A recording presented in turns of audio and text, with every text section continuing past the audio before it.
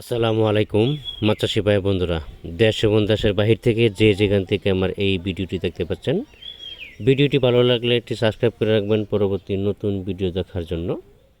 আজকে আমি আলোচনা করব গ্রাস কাপ মাছের পোনা সম্পর্কে। গ্রাস কাপ মাছের পোনা কীভাবে দ্রুত বড় হয়।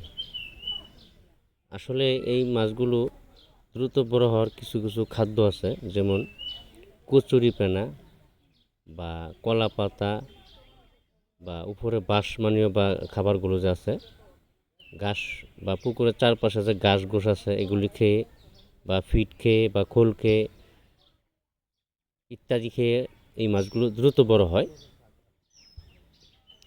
তো দেখেন কত সুন্দর এক সাইজের মাছের পোনা, গ্রাস কাপ মাছের পোনা।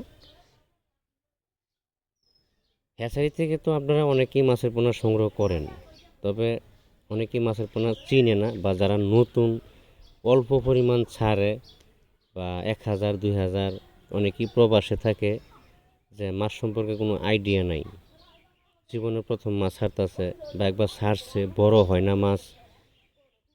তো প্রবাসী ভাইদের উদ্দেশ্য করে বলবো, যারা মাছ নিয়ে প্রতারিত হচ্ছেন, আপনাকে ভালো মাছ দিচ্ছে না, বা বাংলাদেশের যে চাষি ভাইয়ার আছে